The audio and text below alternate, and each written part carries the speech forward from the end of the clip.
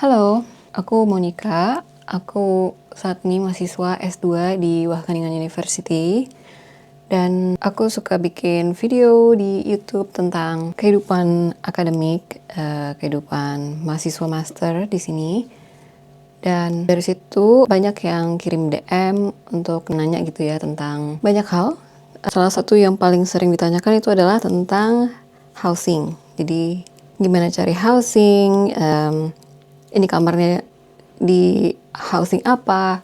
Pokoknya lumayan banyak yang menanyakan itu. Dan aku nggak pernah bikin video tentang housing karena aku nggak tahu, ada informasi yang official pastinya dari website-nya kampus atau dari website housing manajernya sendiri. Jadi aku nggak mau kayak bikin sumber informasi yang nggak lengkap gitu. Aku pikir tadinya.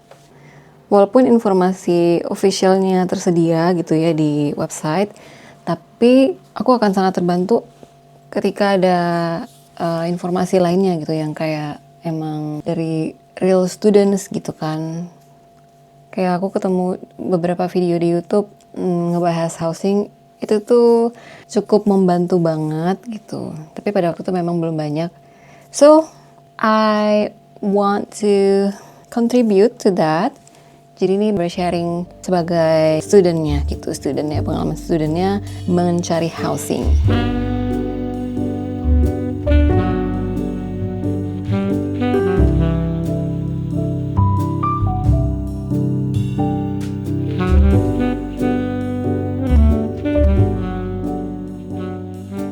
Jadi disclaimer-nya, ini adalah bukan sumber informasi official, juga bukan sumber informasi yang lengkap, but it's a real story, it's a real experience.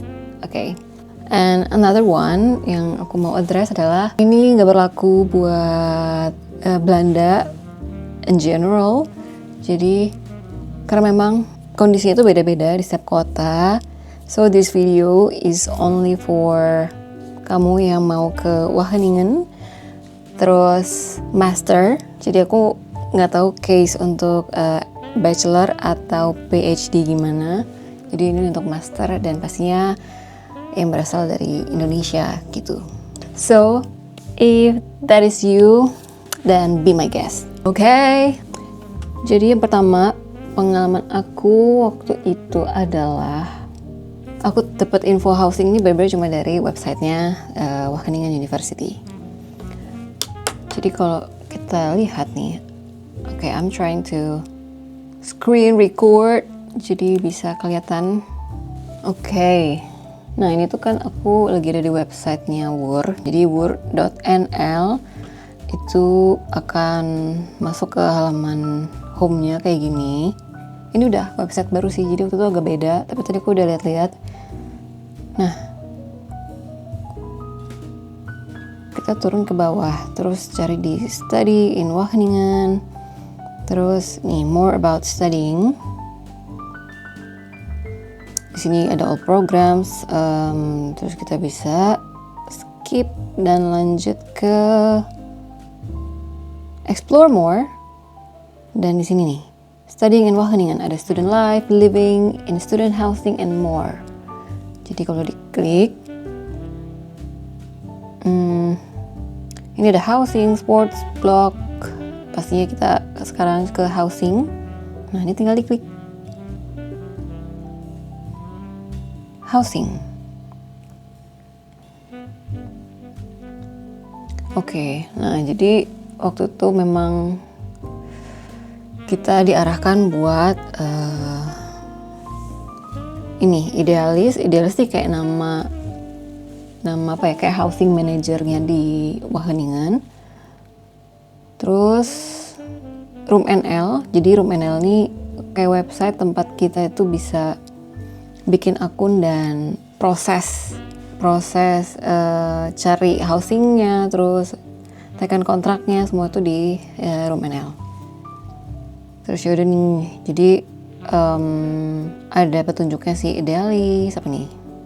Ini student housing provider in Wageningen and Ede. Terus register. Jadi ini kayak bener-bener tinggal ngikutin registrasi di room match atau room NL. Terus ketika kalau udah registrasi udah bisa start responding ke kamar-kamar atau room yang di offer gitu. Nah terus sebenarnya di bawahnya itu ada videonya gitu loh, video tentang how to arrange student accommodation, dan ini sebenarnya udah jelas banget. Jadi kalau play, dia akan ngasih tahu kayak step by step gimana caranya gitu. Nih, jadi kayak step pertama adalah register ke room NL. Di situ intinya kita kayak bikin akun gitu. Singkat aku bayar, kalau nggak salah berapa ya? 35 euro. Dan itu berlaku kayak 8 tahun gitu membershipnya. Yes, pokoknya kita bikin akun di situ, isi data diri. Terus, nah kalau udah registrasi, nanti kita bisa kayak respon ke housingnya itu ke roommatch.nl. Jadi dulu tuh kayak ada perubahan gitu dari room.nl ke roommatch. Jadi kayak room.nl itu cuma buat registrasi, dan roommatch.nl-nya itu buat lihat-lihat si housingnya. Sebentar, nih gimana caranya ya? Aku tidak bisa memilih. Oke, wait. Nah, waktu itu tuh aku bikin akunnya itu kalau nggak salah sekitar kayaknya 3 bulan sebelum ini deh, sebelum mulai perkuliahan. Sebenarnya kalau daftarnya semakin cepat itu semakin baik, karena di sini pemilihannya itu berdasarkan seberapa lama kita udah jadi member. Jadi contoh misalnya ada satu housing yang lagi available, terus ada beberapa orang yang ngerespon. Contohnya A ini udah register tuh selama 1 tahun, terus yang B itu kayak baru 3 bulan dia register bikin akun yang di room NL tadi.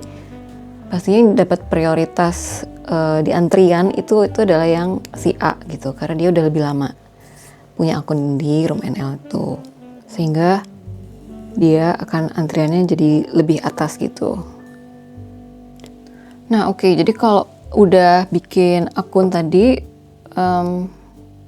ikutin aja step-stepnya, terus nanti kamu akan akhirnya bisa mulai untuk responding ke housing yang available di roommatch-nya, roommatch.nl. Ini aku coba liatin juga nih di akun aku. Terus view our selection. Ini ada beberapa advertisement. Nah, jadi ini tuh adalah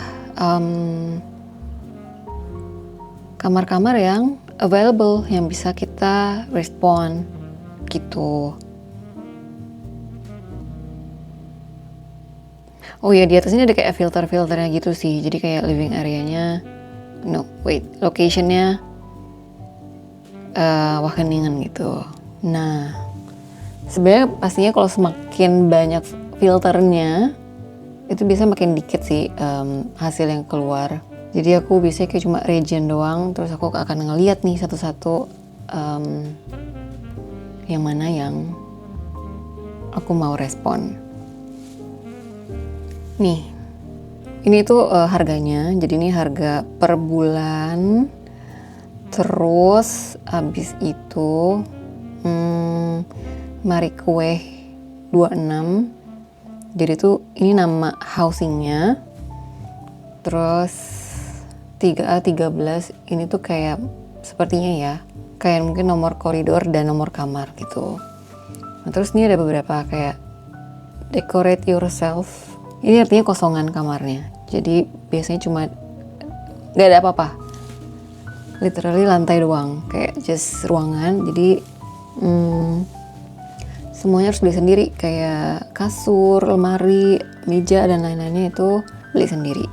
Oh, third floor. Oke, berarti angka 3 ini artinya lantai berapa ya? Lantai berapa, terus 13 ini biasa nomor kamarnya. Oke.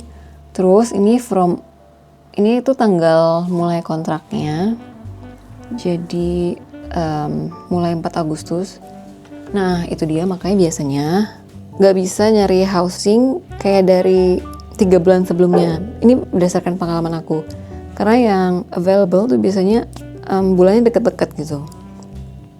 Kayak hari ini tuh kan tanggal 13 Juli. Terus iklan yang muncul tuh yang kontraknya mulai kayak 4 Agustus. Yang mana tuh deket kan. Dan waktu itu pas aku nyari juga, aku harusnya berangkatnya itu aku mulai perkuliahan tuh di bulan Februari awal, dan aku baru dapat housing itu di Januari gitu, Januari awal juga, jadi kayak bener-bener sebulan sebelumnya. Tapi it's okay, biasanya pasti dapat sih, biasanya gitu. Tapi ini benar-benar depend. So many factors. Waktu itu aku juga keadaannya karena aku intake Februari, pastinya nggak seramai yang intake September, sehingga mungkin relatif lebih sedikit pesaingnya gitu ya. Tapi berdasarkan pengalaman teman-teman Indonesia di sini, biasanya pada dapat sih. Pun kalau misalnya nggak, mungkin kayak mungkin ada beberapa yang special case, mungkin belum dapat yang sesuai, itu bisa kayak mungkin udah nyampe sini dulu terus subrent atau kayak tinggal di Airbnb, terus bisa sambil nyari housing sampai dapat gitu. Tapi most likely akan dapat sih gitu. Nah terus di sini juga ada independent nih misalnya. Independent ini berarti dia self-contained, artinya di dalamnya tuh ada dapur, ada shower, ada toilet, jadi nggak ada yang sharing facility gitu. Ini rent allowance, jadi kita bisa dapat semacam allowance, housing allowance dari pemerintah Belanda gitu. Besarannya tergantung dari harga rentnya. Tapi ini itu udah ada hitung-hitungannya dari si housing manajernya. Yang penting syaratnya ini adalah di atas 18 tahun. Gitu.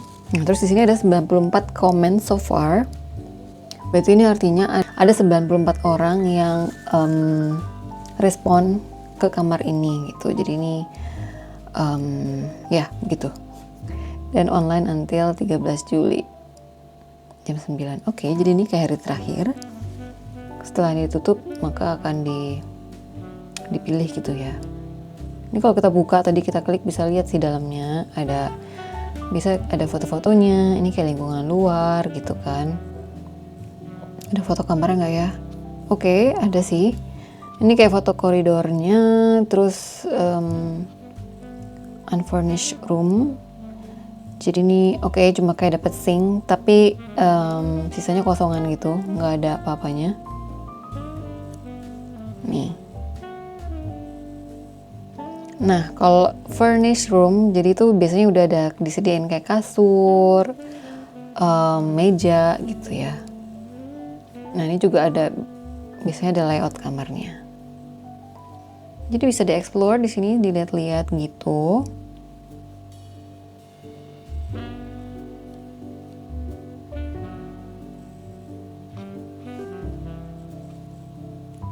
Oke, aku mau lihat ada nggak housing Bournemouth Stay.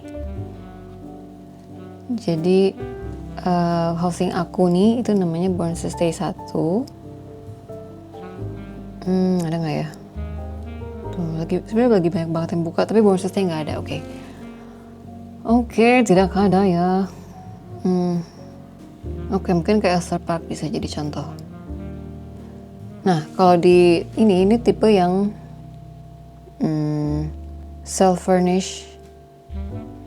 Berarti ini artinya kayak udah ada disediain kayak kasur dan sebagainya. Terus di sini ada 7 residen. Artinya biasanya dia per koridor gitu tinggal bareng sama 7 residence lainnya. Jadi ini biasanya sharing sih. Let's see. Yes, number of bedroom, kitchen, shared kitchen.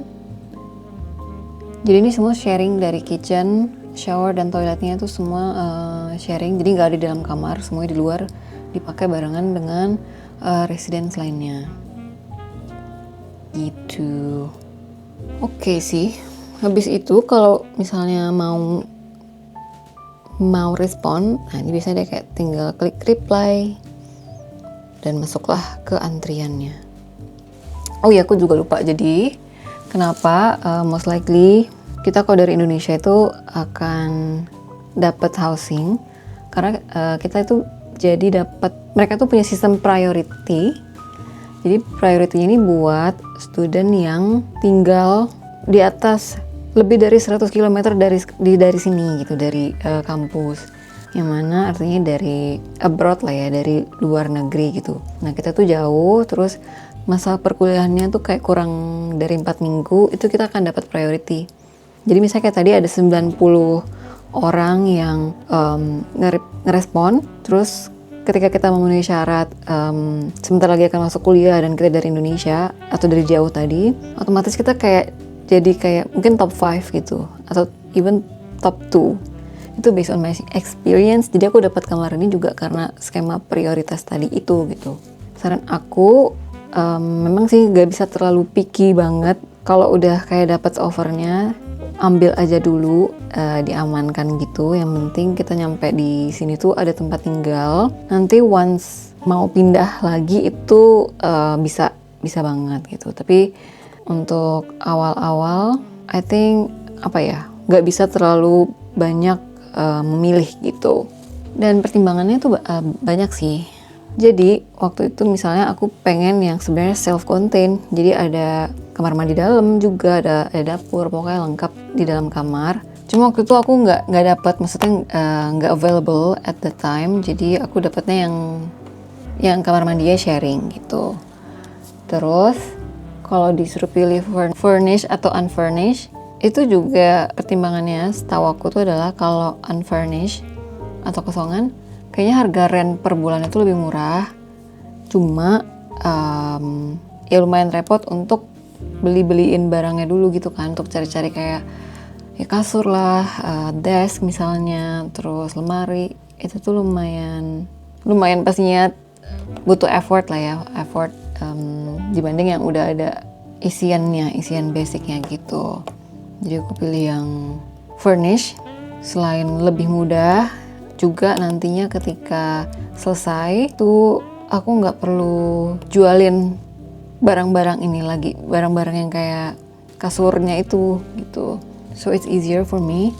Terus waktu itu aku pengen banget harus dapat yang deket sama kampus, jadi lokasi atau jarak juga pertimbangan buat aku. Dan Bouncy Stay ini deket banget, dari jendela kita bisa lihat kampus, literally 5 menit doang. So it's important for me as well. I think itu adalah non-negotiable aku, deket kampus sama furnish. Jadi sisanya kayak sharing bathroom, itu tuh aku nggak masalah. Sama juga aku specifically pengen yang living roomnya lebih besar. Jadi di sini tuh emang ada beberapa tipe kamar. Ada yang ada kamar mandi dalam, ada yang kayak kotak gitu ruangannya, sama ada yang kayak punya aku ini. Jadi punya aku ini emang living roomnya yang paling besar. Dan waktu itu aku pengen banget sih pas aku lihat dari layout mapnya itu, karena supaya lega, rasanya tuh kayak lebih lega kalau lebih luas gitu kamarnya. Jadi aku pilih yang ini. And by the way, ini kalau misalnya kamu mau di Bouncy Stay 1, terus kamarnya tipe yang kayak gini, cari yang nomor kamarnya tuh nomor 1. Jadi biasanya itu yang ada di luar-luar koridor. Oke. What else? Ini juga penting sih, dan menurut aku ya waktu itu salah satu pertimbangannya adalah kalau bisa waktu itu aku memilih yang arah jendelanya itu nggak ke barat atau nggak ke timur. Kenapa? Supaya nggak dapet kayak matahari direct gitu loh. Karena tuh lumayan bikin panas banget sih, panas ruangan. Dan aku ini mengharapnya ke north, ke utara. Jadi it's not too bad. Mataharinya dari timur, terus tenggelamnya di barat. Jadi it's okay, kamarku nggak terlalu panas gitu ketika siang hari gitu ya, gitu. What else? Dan lantai, flooring, aku nggak tahu sih. Waktu itu, I don't know if you like lantai yang bawah-bawah, mungkin supaya nggak usah naik lift, kayak tinggal naik tangga doang. Itu juga bisa dipertimbangkan. Atau mungkin kamu suka yang sangat tinggi supaya dapat view yang lebih lega, lebih jauh. Ya itu juga bisa jadi pertimbangan. Biasanya kayak mungkin lantai belas-belasan lah ya, kayak 15 ke atas. Sama timingnya juga. Jadi kan kalau dilihat kontraknya itu tuh biasanya itu mulai di awal-awal bulan. Tapi untuk ngepasinnya itu juga perlu sedikit strategi. Jadi waktu itu aku misalnya mulai perkuliahan di awal Februari.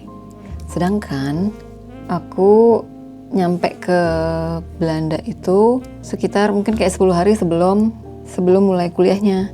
Nah, terus kontrak housingnya itu startnya juga di awal Februari. Sedangkan gimana ya nih pas kita nyampe yang 10 hari ini, itu tuh kan perlu tempat tinggal juga. Jadi di 10 hari ini aku waktu itu bareng teman-teman aku, kita tinggal di Airbnb supaya bisa dapat kontraknya yang mulai di Februari. Sebenarnya ada yang mulai di Januari, tapi nggak tahu, kayak ngerasa rugi sebulan karena kita belum nyampe sana dan kita nggak tinggal full dalam bulan Januari itu. Sementara rentnya kita harus bayar full kan. So, aku melakukannya yang sebaliknya. Jadi aku nyampe dulu dan cari room dengan kontrak yang mulai di bulan depannya gitu.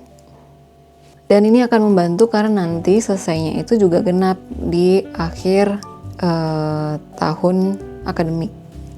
Di akhir tahun selesai masternya deh gitu. Karena kebayang kalau misalnya kalau misalnya aku startnya di Januari, berarti kontrak housingnya ini tuh selesai bakal di Desember. Sedangkan aku masih kuliahnya itu selesai di Januari, jadi akan ada sebulan yang aku harus mencari atau harus pindah ke kamar baru lagi. I don't know if that makes sense, tapi itu juga bisa dipertimbangkan. Or in any case, bisa juga sih kayak kamu terminate di tengah-tengah kontrak itu dan pindah mungkin kayak 4 bulan sebelumnya ke kamar yang lain. Jadi kamu nggak perlu pindah dalam waktu sebulan doang. I don't know if that makes sense. I'm trying my best. Tapi at least kamu bisa dapat your first housing dulu gitu. For the rest nanti bisa banget kalau kamu pindah boleh, kalau mau di terminate di tengah-tengah boleh juga. Jadi seperti itu. Okay, I think that's all. Semoga bisa menjawab, bisa membantu dalam mencari housing di Wageningen ini. Prosesnya nggak gampang, tapi juga nggak susah. Jadi tenang saja. And hopefully prosesnya semuanya lancar buat kamu. Dan I think that's all. Good luck. Bye.